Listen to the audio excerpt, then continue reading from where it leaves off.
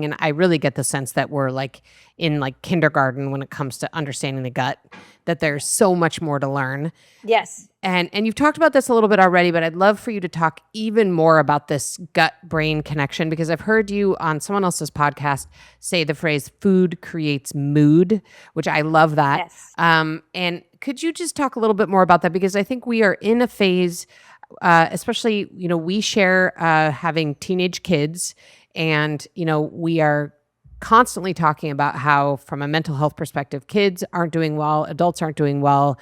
Generally speaking, from a mental health perspective, we're sort of struggling as a society. And so I really sort of grabbed a hold of this food creates mood.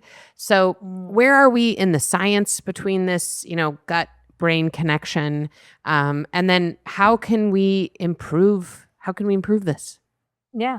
I mean, you're absolutely right. We're in the infancy of learning exactly how to we understand something about the gut, and the microbiome, but we really don't know yet how to use that to our advantage. It's not as easy as just taking a probiotic per se.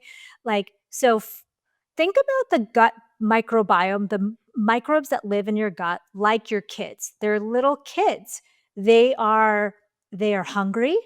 They need sunlight. They love exercise. They are sensitive, like they like and dislike things. And so it's really interesting because, like, we never think about this entire trillions, not even billions, trillions of little kids that are creating our reality that live in our gut. So, for example, when you exercise, your kids love that. They actually dance. Like, literally, if you looked inside, they would be dancing, and they create compounds themselves called short chain fatty acids. And these are the ones that go to your brain and make you feel good and go all over your body to be anti inflammatory.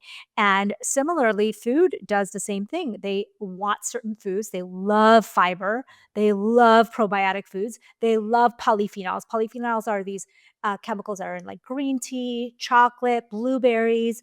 And so, for example, blueberries is a great example.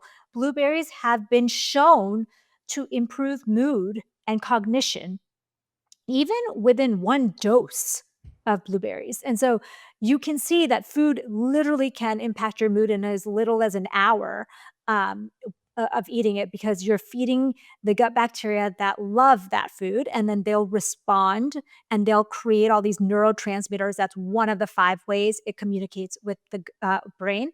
And the brain responds to that and says, like, all right, yeah, let's be happy. Like, they're saying, let's be happy.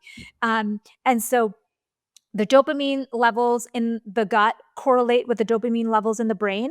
And so you can literally say, when you're eating the right diet, you can actually create a situation where you're happier.